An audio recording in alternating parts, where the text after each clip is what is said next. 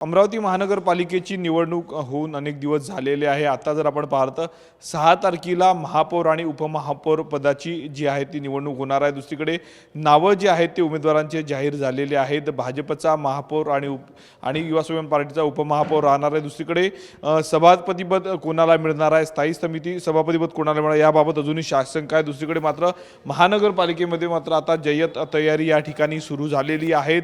सभागृहाचं कलरिंग असेल किंवा मग इलेक्ट्रिकचे जे काम आहे ते आता अंतिम टप्प्यात आल्याचं आपल्याला दृश्यांमध्ये पाहायला मिळतं। आपण या ठिकाणी बघू शकतो महापौरांच्या कॅबिनच्या बाजूलाच छोटे मोठे सभापतींचे किंवा मग गटनेत्यांचे जे काही कॅबिन आहे पक्षाच्या गटनेत्यांचे त्या कॅबिनचं काम जे आहे ते आता अंतिम टप्प्यात आलेलं आहे। आपण दृश्यांमध्ये बघू शकतो या ठिकाणी कर्मचाऱ्यांच्या वतीनं काम पुरं केलं जात आहे। दुसरीकडे आपण बघू शकतो सभागृह जे आहे ते संपूर्ण सज्ज झालेले आहे। 6 तारखेला जर आपण पाहिलं तर महापौर आणि उपमहापौर पदाची निवडणूक होणार आहे। त्याच पार्श्वभूमीवर या ठिकाणी जी आहे ती तयारी जी आहे ती अंतिम टप्प्यात आलेली आहे। नवीन चेअर्स देखील या ठिकाणी आणल्याचं आपण बघू शकतो। या ठिकाणी स्थायी समिती गृह या ठिकाणी आहे। अनेक महत्त्वाच्या मीटिंग असतील किंवा महानगरपालिकेसाठी घेतले जाणारे निर्णय जे आहेत ते याच भागामध्ये घेतले जातात आणि त्याच पार्श्वभूमीवर या कॅबिनला जे आहे ते अत्यंत महत्त्व आहे। आपण बघू शकतो या ठिकाणी चेअर्स ज्या आहेत त्या नवीन चेअर्स या ठिकाणी महानगरपालिकेच्या वतीनं आणण्यात आलेले आहेत।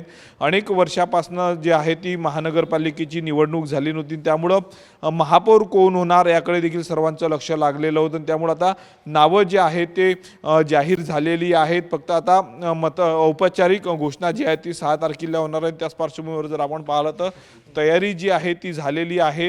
वेगवेगळ्या कॅबिन्स असतील, कॅबिन्स देखील जे आहेत त्या सजवलं असल्याचं आपल्याला या ठिकाणी पाहायला मिळत आहे। एकंदरीत जर आपण पाहिलं तर तयारी जी आहे ती पूर्ण महानगरपालिकेमध्ये झाल्याचं पाहायला मिळत आहे। कॅमेरामन अनिकेत दहातोंडेसह मी स्वप्नील उमप, TV9 मराठी, अमरावती।